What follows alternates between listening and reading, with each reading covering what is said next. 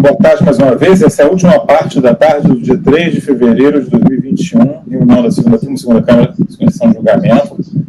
Nós voltamos, conseguimos terminar a pauta prevista para a tarde de ontem, de hoje, desculpa, e julgamos três processos, os itens 90, 91 e 92 da pauta de amanhã. Mas como tinham ficado os processos em vistas de mesa coletiva, estamos fazendo um repasse, digamos assim, dos que tinham ficado pendentes. O primeiro item, o item 4, que tinha ficado de mesa coletiva, permanece de mesa coletiva, porque de mesa coletiva, né? Então, a princípio, amanhã vamos abordá-lo, no novo tempo hábil. Já os itens 15 e 16, que tinha iniciado a votação, quem pediu visto foi o doutor Ludmila e já fez a visita. Então, vamos iniciar, então, só fazer uma breve exposição aí, bem breve, recapitulação, e aí retomar a votação, né? Lembrando que até o momento tinham tanto a doutora Sara quanto o Martim tinha acompanhado o relator. Então, passo para o Mário e uma síntese breve do caso. Obrigado, presidente. É um lançamento, então, do contribuinte Neuri Dalmina, item 15 da pauta. Foi glosa de área de preservação permanente e de área de reserva legal, sob o fundamento de que ele foi devidamente intimado e não apresentou documentação hábil para comprovar tais áreas. E também o valor da terra nua foi habitado com base no VTN por aptidão agrícola, também por falta de apresentação de laudo técnico com base no ABNT. No final, eu estou propondo a manutenção das glosas. A APP, ele apresentou um laudo de uma folha só, folha 30 do processo, elaborado por um engenheiro civil. Foi questionado esse ponto também, e aí eu pesquisei aqui a resolução número 218, de 73, do Conselho Nacional, do Conselho Federal de Engenharia e Agronomia atualmente, né? E nessa resolução ele fala aqui, fica para efeito de identificação do exercício profissional, correspondendo a diferentes modalidades de engenharia, arquitetura e agronomia, em nível superior e nível médio, fica designado as seguintes atividades. Então ele fala das atividades aqui, o inciso 4º, os incisos 4º e 5º, que são importantes aqui para a questão. Ele fala, compete ao engenheiro agrônomo o desempenho das atividades, artigo 5º, inciso 1º, referente à engenharia rural, construções para fins rurais, instalações complementares, irrigação e drenagem para fins agrícolas, fitotecnia, zootecnia, melhoramento animal, vegetal, recursos naturais, ecologia, agro, alimentos, tecnologia de transformação, beneficiamento e conservação dos produtos animais, zimotecnia, agropecuária, endofria, fertilizante, corretivo, processos, biometria, parques e jardins, mecanização na agricultura, implementos agrícolas, nutrição, e mais ele remete lá para aqueles itens 1 a 18 lá que são genéticos. E aqui para o engenheiro civil, ele não dá isso, e engenheiro florestal também, artigo 10. Agora, engenheiro civil, ele fala, desempenho de atividades do item 1 a 18, desse regulamento de referência a edificações, estradas, pistas de rolamento e aeroportos, sistema de transporte, abastecimento de água, saneamento, portos, rios, canais, barragens e diques, drenagem e irrigação, pontes e grandes estruturas de seus serviços afins e correlatos. Então, eu estou negando, mantendo, né, a glosa dessas áreas, porque não foi comprovado o laudo profissional habilitado, e o próprio laudo não é muito esclarecedor também. Daí foi questionada essa questão de eu citar que foi engenheiro civil. Então, a resolução do CONFER fala que realmente não teria essa competência.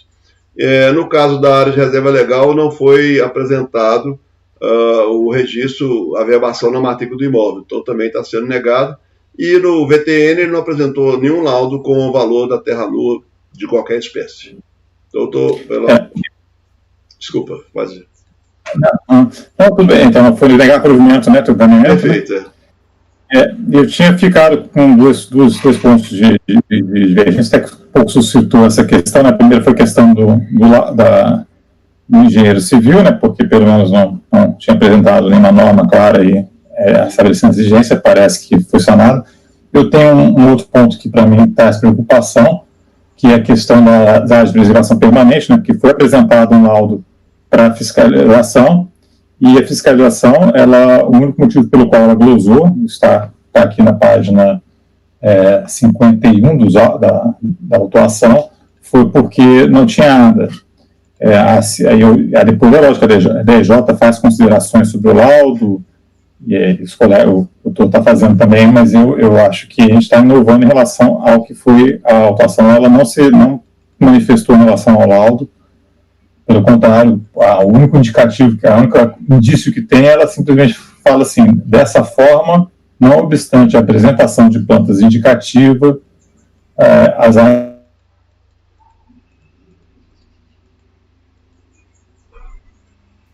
Ele travou, né? Isso, tem que avisar para ele que às vezes ele continua falando. Olha, você está bem? Nós não estamos te ouvindo, não, tá? Caiu. Estão ouvindo agora? Agora estamos te ouvindo.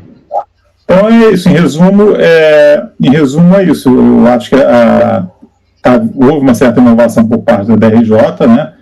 Porque o laudo, a prestabilidade do laudo não foi um motivo para a autuação, a meu ver, tá? Isso não está consignado na descrição dos fatos trazido na autuação. Enfim, e como é alguma coisa mais subjetiva, se acata ou não laudo, etc., se fosse um requisito legal claro, assim, descumprido, eu até, talvez, acho que existiria uma margem, talvez, para a gente, até princípio da legalidade, não acatar, levantar isso, mas a laudo é mais complicado. Enfim, tanto o Mário quanto a Sônia querem falar, né? Me permite aqui só uma parte quanto a essa colocação, presidente. Na notificação de lançamento, na página 34, aqui falou: após regulamento intimado, o contribuinte não comprovou a isenção da área declarada a título de preservação permanente do imóvel. Intimação, eu repito, intimação não faz parte da fundamentação. Aqui é a notificação fiscal. Tem um amigo aí da Sônia que apareceu aí. Um cachorrão desse tamanho apareceu agora ali. Estava te mordendo. Eu estou citando aqui a notificação, né? Não faz parte da fundamentação da auto-infração, a meu ver, não faz, tá? Isso aí não faz parte do corpo da auto-infração. Não, eu estou citando a notificação fiscal, não é a intimação, é a notificação do lançamento. A notificação, sim. Enfim, a gente vai ficar aqui redundando. Né? Posso fazer uma parte a respeito desse assunto? Bom, você viu, a Tuta, minha filha mais velha, ela chegou da escola. É grande ela, né? É grande, pesa 30 quilos. Quando eu adotei, falaram que ela ia pesar no máximo 10. Bom, o que eu queria comentar com vocês, queria trazer só fazendo aqui o papel, né, de trazer alguma divergência, até com a sua colocação, Rony, para a gente pensar. Na realidade, a fundamentação da autuação pode não ter atacado diretamente o laudo, mas o laudo faz parte da instrução processual. E a DRJ abriu o contencioso quando ela discutiu as condições do laudo. Então, nesse sentido, me parece que não existe irregularidade, enfim, da gente dizer que o laudo não atende aos requisitos legais e negar provimento e manter a autuação. Me parece que a gente consegue, por conta dessa análise, por conta do laudo fazer parte da instrução processual, por conta da análise da DRJ, me parece que a gente tem aí uma condição diferenciada. O que você acha? Eu acho que se fosse talvez em outra situação, mas análise de laudo, eu não sei, um laudo que pode ser analisado e tido como válido para algumas coisas ou não, acho que talvez, por exemplo, digamos assim, no caso de uma autuação por moléstia grave, digamos assim, o contribuinte é autuado porque a fiscalização diz que não comprovou que era aportado moléstia grave, e o contribuinte é autuado por conta de que não trouxe laudo pericial. Aí chega na DJ e traz um laudo pericial, mas ainda assim a DJ vê que ele não é aposentado. Tá claro, Leão, negócio indiscutível. Então não tem um requisito legal, então ela traz isso aí para dentro. Aí num caso assim, limite desses, assim, talvez eu até aceitasse, mas nesse caso assim de laudo eu acho um pouco complicado. Eu acho que está havendo uma certa inovação mesmo. Me parece até, inclusive, que ela falou, não obstante que tem mapa e tal, não trouxe errado, então não vou aceitar. Não está comprovado. eu faço essa leitura do relatório, tá? Eu não vejo uma insurgência clara, tanto que ela olhou o laudo, ela poderia ter se manifestado. Enfim, mas aí a gente vai ficar, né, um pouco filigrana, né? Assim, vai ter situações diversas, né? E é isso.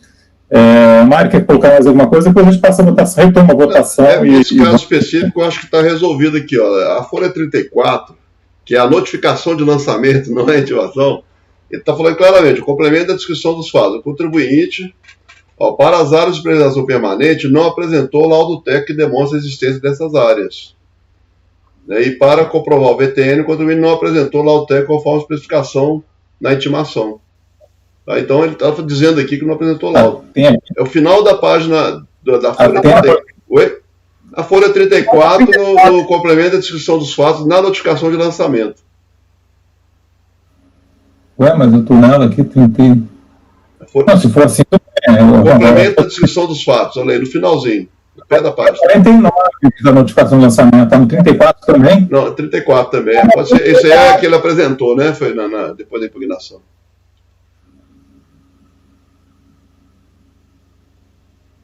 Só um segundo. Não, se for isso, eu concordo, não tem nem como. Eu estava olhando só que está. Eu peguei o arquivo que estava escrito notificação de lançamento. Essa briga vai ficar para outro processo. Exatamente. Deixa eu ver aqui. Eu tinha ficado justamente nessa dúvida, dessa questão da análise dos documentos que tinham sido requeridos. Eu concordo plenamente com o relator, não acho que tem nenhum vício, que foi requerido desde o começo da documentação correta, a menção da questão do laudo, a expressa manifestação no sentido dessa não comprovação. Tá onde isso é? Na página 34? Finalzinho aí, complemento da descrição dos fatos. Depois do... parte de baixo, no finalzinho, no parágrafo. Na terceira e quarta linha. Ok. Então, está superado aqui, vamos em frente. Obviamente, eu me visto isso aqui, que eu estava com aquele outro documento que eu estava olhando. Então, Ludmila, como vota, já se manifestou? Acompanho o relator. Eu também acompanho o relator. Também acompanho o relator. Acompanho o relator, presidente. Eu vou acompanhar também, então ficou legal provimento. Esse resultado vai ficar para os itens 15 e 16. Só um segundinho aqui. Mas alguma coisa a gente termina hoje. O próximo que está sob vista de mesa é o 39. Relatoria de quem? Martim, que é aquele, se não me engano, é aquele da idade, não é, Martim? Como é que tá? Isso. Eu já salvei ele na pasta com nome novo.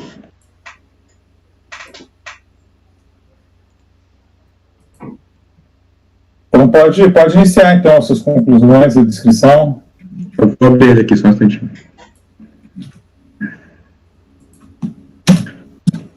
Bom, eu mesmo, na hora do julgamento, ali falei da vista de mesa, que não foi só a idade que aconteceu. Eu também me dei conta, ao ler o voto aqui, relembrar o caso, que tinha um documento nos anexos que eu achava que se referia aos filhos, mas não, se refere à ex-esposa. Então, eu estaria tendo uma omissão aqui. Eu achava que a soma do contribuinte não estava batendo no cálculo dele, mas não, ele está falando de uma outra coisa. É um contribuinte pessoa física, às vezes, quando faz os recursos, não deixa tão claro, né? Então, é um documento, já adiantando para a Sônia, que é um documento juntado de segunda instância, né? Que depois eu vou tratar aqui no... Então, só tem uma adendo aqui, tem mais uns 2 parágrafos que eu incluí, e eu ia ter uma omissão no julgamento aqui. Então, analisando o caso, não sei se todos se recordam, é um caso que tinha a questão da dedução indevida de pensão alimentícia, 13º salário, que o contribuinte insistia na argumentação de que poderia deduzir a pensão, e aí eu estou negando o provimento a esse ponto do recurso, matéria de direito, e tinha uma questão de, ali das dedução indevida de despesas médicas, que o contribuinte, ele junta em segunda instância um termo de audiência onde ele se compromete a pagar a pensão alimentícia dos 3 filhos e da ex-esposa, a senhora Vera. Então, tem esse detalhe que eu tinha também a senhora Vera aí. Aí tem o extrato da Unimed, que estava ajuntado desde a fase de primeira instância, que é o comprovante da despesa médica. Então, o comprovante já estava nos autos. O que faltava era o documento que vincularia a despesa médica, porque ele estava pagando, já que ele não tem a guarda, né? Qual é o argumento? Foi com base na decisão judicial, e essa decisão judicial, que era antiga, ele só trouxe depois do recurso, ele já poderia ter juntado desde o início, ele traz em segunda instância.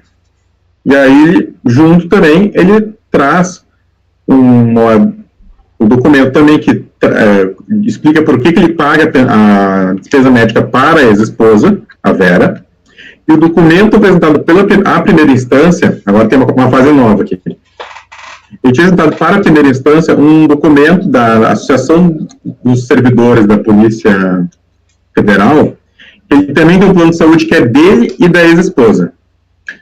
Só que, para a primeira instância, ele somente declarou, juntou um documento da Associação dos Policiais, que só dizia o nome dele, não dizia quem era o beneficiário do plano.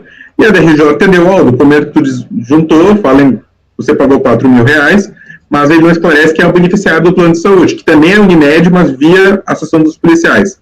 Então não está naquele extrato originário, era só uma declaração da Associação dos Policiais. E aí ele consegue, em recurso voluntário, juntar um documento, é o mesmo tipo de documento, só que ele agora vai especificar qual é o beneficiário. É uma nova declaração, né, da Associação dos Policiais. E aí essa nova associação explica que os beneficiários é ele e a Vera. E não diz quanto foi pago para cada um, só fala o valor da soma. E tem a termo de audiência, que vai justamente dizer que ele também ficou obrigado na audiência a pagar não só para os 3 filhos, como também para a Vera, o plano de saúde. Eu aceito esses documentos juntados em segunda instância, porque eles são mais complementares ao caso, né, do que uma alegação nova. A DRJ rebateu os pontos, ele foi lá e corrigiu, né? Então, ele não traz uma prova nova, ele só complementa as provas que já teria juntado, que não foram suficientes para aprovar o alegado. E quanto aos filhos, 3 dos 3, que ele traz, que eu estava colhendo antes, que seriam os 3 que ele trouxe prova, 2 já têm idade superior a 21 anos, um tinha 24 e o outro tinha 25 no ano calendário, só confirmar, eu me perdi aqui, e não tem nenhuma prova que estivessem cursando o ensino superior, né? No caso, o que teria 24, se tivesse a prova, teria direito ainda, porque ele completou 24 no ano calendário. Mas não tem essa prova, então, em relação ao que fez 24 anos, que é o Samuel, e o que completou 25 anos, que é o Antônio César de Freitas Ferreira Filho, eu entendo que não se estende essa possibilidade de pagamento, porque eu entendo que ele fez por liberalidade e não mais pelo poder familiar, mas como é que está aqui? Não é realizado em face do poder familiar, mas sim por uma relação de parentesco, sendo considerados como pagas por mera liberalidade, como sendo, portanto, dedutíveis. Mas em relação ao valor pago de despesa médica, em relação ao filho, Júlio César de Carvalho Ferreira, que tinha, na época do ano calendário, e completava 20 anos, então até o ano seguinte ainda seria possível, eu entendo para acolher a despesa, né? Então, em relação a esse, é uma despesa de R$ 957,37, conforme o documento de folha 18, e também, tendo em vista que ficou mais claro ao ler o caso e debater com vocês a questão da senhora Vera, eu também entendo que o documento de folha 65 dos autos, trazido em segunda instância, ele melhor esclarece o documento originário, que é o de folha 19, e, por tal razão, eu entendo que, por acolher também a despesa médica, como a Unimed, vinculado à Associação dos Servidores da Polícia Federal do Estado do Ceará, no valor de R$ 4.321,71. Então, são as 2 despesas médicas que eu aceito. Então, eu disposto por dar parcial provimento ao recurso para restabelecer as deduções de despesa médica, A, com plano de saúde Unimed no valor de R$ 952,37, e B, com plano de saúde Unimed vinculado à Associação dos Servidores da Polícia Federal do Estado de Ceará, no valor de R$ 4.321,71. Não sei se ficou alguma dúvida. A Sônia já assinou aqui. A Sônia quer falar? A ex-esposa dele é dependente dele na declaração de ajuste anual? Ela declara junto com ele, ele declara ela como dependente, a ex-esposa? Mas eu acredito... Porque se ela não for dependente, em que pese ele pague para ela, ele não tem direito a se deduzir. Mas seria como se fosse isso aí é como se fosse uma pensão, né? Ninguém põe a ex-esposa como dependente. Então, ele não tem direito a deduzir. Você só tem direito esse tipo de pagamento não se equipara a pensão, uma pensão? Não, nós estamos tratando de glosa de despesa médica. Nós estamos tratando de glosa de despesa médica. Para você deduzir da base de cálculo do imposto de renda uma despesa médica, você precisa apresentar os recibos seus, você tem direito a deduzir. Eu estou errada, colegas? Você tem direito a deduzir de você e dos seus dependentes. Se a ex-esposa dele não é dependente... Mas nenhuma que é dependente. Mas ela é pensionista. Se é pensionista, não pode ser dependente. Se tiver no acordo judicial, sim, Sônia, pode sim. Ele vai falar, eu vou se ele colocar ela como pensionista dependente. Aí tem que declarar como despesa médica. Eu tenho essa citação primeira, eu vou até dar uma olhada aqui no perguntão, salvo melhor juízo não tem pode, isso claramente, mas eu vou dar uma olhada. Tem claramente. E a outra questão, ele acolheu 2 documentos que foram apresentados em sede de recurso. Um deles é uma retificação de um documento anterior. Então, esse documento eu conheço. O outro documento, que não é uma retificação, que é um documento novo, eu não conheço. Então, eu acho que primeiro, quando for fazer a votação, eu queria pedir para você começar a votação pelo conhecimento dos documentos, se for possível. Tá. Eu estou com uma dúvida aí com o Martim, quer dizer, tem um ponto que a senhora está colocando, olha só. Pensão ou despesa médica, na verdade, que assim, isso aí, porque várias sentenças, né, dessas aí, elas, o juiz coloca lá no meio, vai pagar tanto do plano de saúde, vai pagar tanto, e aí, tipo assim, se isso aí não tiver considerado no valor deduzido de pensão judicial, você não pode deduzir as duas coisas, a mesma coisa duas vezes, concorda? Quer dizer, está deduzindo como pensão, está deduzindo como despesa médica, né? Isso é óbvio, né? Quer dizer, não pode deduzir duas coisas da mesma. A situação qual que é aí? Ele está deduzindo se vai voltar... A declaração dele não consta nos autos. Esse agravante aqui. Não, mas a infração, o auto de infração consta. O auto de infração, a infração não é omissão de despesa médica?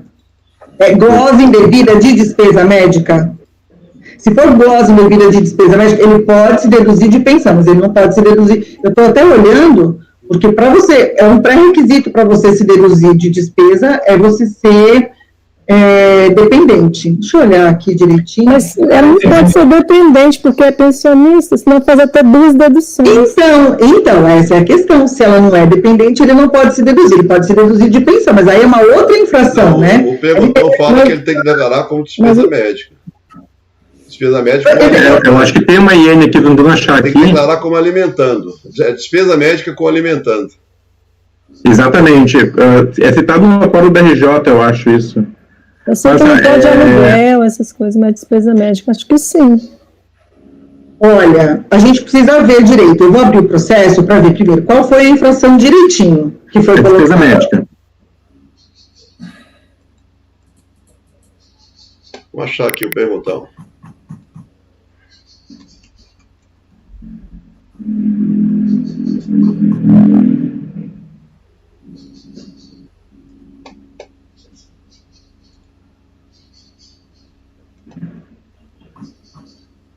Eu acho particularmente que é questão de fato e tem uma certa complexidade, tá? O ideal realmente era sair de vista desse processo, gente, que a gente não vai conseguir resolver isso aqui agora não, tá?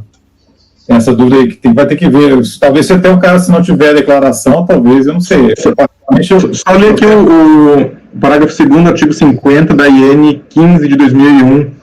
Ele vai está no acordo da RJ, então está na página 48 do processo. Okay. As despesas de educação e médicas dos alimentandos, que seria o caso das mulheres e dos filhos, quando pagas pelo alimentante, cumprimento de decisão judicial ou de acordo homologado judicialmente, são passíveis de dedução para o alimentante. Na declaração de origem anual, a título de despesa de instrução, observado o limite individual de R$ 1.700, e a título de despesa médica, conforme artigos 37 e 38. Então, o alimentando, tu pode sim deduzir como despesa médica, que é o caso. Ele presta, além de... Ele poderia pagar pensão, por exemplo, e também, se ele paga mais uma despesa médica, ele lança nos dois campos. O que ele não pode nunca é lançar como dependente essa pessoa. Porque não é quem tem agora, lança como dependente. É uma questão bem específica mesmo, e traz confusão. Eu joguei isso aqui, séculos atrás, e é bem isso, como tu falou, a gente fica... Porque, na verdade, é como eu falei, a decisão judicial, muitas vezes, ele paga tanto aqui, um tanto aqui para vocês, e, além disso, a despesa médica. Eu acho que estiver a está no perguntão também.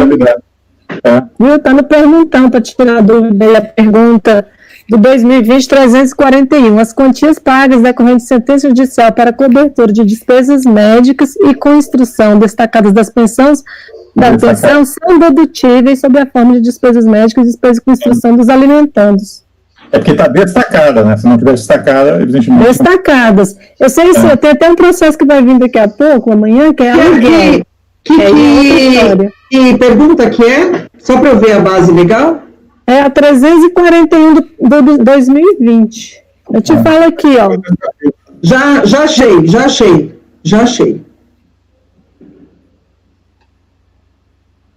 No caso aí estava destacado, né, na sentença. Que o juiz faz isso, o contribuinte pede. Ok. Então tá superada essa minha questão, mas mesmo assim eu queria pedir para você fazer a votação separada. Tá. Dúvidas adicionais? Então vamos fazer a votação, mas vamos até para lembrar dessa história, que muito tempo que eu não voto. Primeiro a gente vai votar a questão de conhecimento dos documentos apresentados em segunda instância, somente em segunda instância, correto? Então, Mário, como voto? O Martim podia mostrar, porque ele está acatando que está reforçando os argumentos já. Explica aí, por favor. Pode ser. Ele tem só complementares, não é isso, Martim? Assim, ele junta, como eu falei no início, ele tem 3 ex-esposas, vários filhos, acho que uns 6 ou 7. Ele junta no primeiro momento os comprovantes das despesas, em relação às despesas que eu estou acolhendo aqui, tá? Que é o que se surge no recurso. É uma despesa de R$ 4.500 de despesa médica com plano de saúde, e também uma despesa com o filho em questão aqui, que é o Júlio. Em relação ao Júlio, o que a gente tinha juntado na primeira instância? O comprovante da Unimed. O que faltou? Faltou a decisão judicial que mandava ele pagar para o filho esse valor da Unimed. Isso ele só trouxe na segunda instância, mas ele também trouxe outras sentenças que não valiam o caso. Teve muitas separações, ele não entendeu que tinha que juntar todas. Então, ele trouxe o comprovante de despesa médica, mas não trouxe a decisão judicial. Em relação ao caso da mulher, da ex-mulher dele, ele trouxe o comprovante das ações oficiais, da Associação de Servidores da Polícia Federal, do Ceará. No entanto, a DRJ documento não especificado qual era o beneficiário. Aí ele foi lá e trouxe o documento, uma declaração, que agora especifica qual é o beneficiário do plano. Então é como se alguém dissesse, essa declaração aqui, esse recibo não tem o endereço. Alguém vem depois no DRJ, chegando no CARF, e anexa ao recurso e juntar, aqui está o recibo com o endereço profissional. Ele corrigiu a falha que a DRJ apontou. E no outro caso, ele trouxe uma decisão judicial, que já teria acesso desde antes, né? Só que eu entendo aqui, pelo formalismo moderado, verdade material, que ele complementou, porque ele não trouxe a despesa médica, o comprovante dela, somente agora. Ele já tinha trazido o comprovante, o que faltou foi só um elo ali, um link, né, para fazer a prova. Só para abrir a divergência, né, e para manter a minha coerência, eu não conheço dos documentos novos apresentados, né, eu não afasto a aplicação da lei com princípio, eles devem servir, princípios ou preceitos, eles, para mim, sob a minha ótica, eles só se prestam para auxiliar o intérprete, nunca para afastar a lei. Aliás, a gente aqui, se estivesse fazendo isso, estaria aí, poderia até estar declarando a ilegalidade de uma norma, que não é nossa competência, nem a legalidade, nem a inconstitucionalidade, isso cabe ao Poder Judiciário, não ao julgamento administrativo, sobre a minha ótica. Então, eu não conheço, não faço a aplicação do PAF com base em princípio nenhum, e com relação ao documento retificador relativo à esposa dele, esse sim, porque é um documento retificador, ele já tinha trazido esse argumento. Daí, então, com relação, eu abro essa divergência, já essa discussão com vocês, né, para que vocês possam saber como vai seguir o julgamento, né, quais são os pontos de divergência.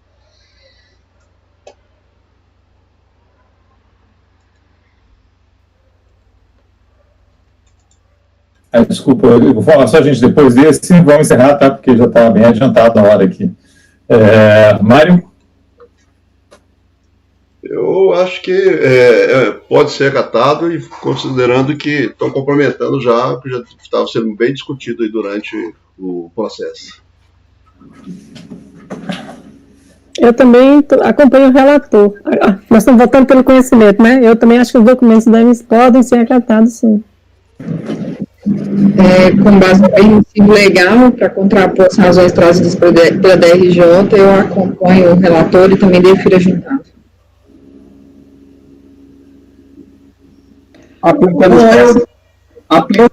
Eu voto pela divergência, eu apresento uma divergência, não conheço dos novos documentos relativos aos filhos e conheço do documento retificador apresentado relativamente à ex-esposa.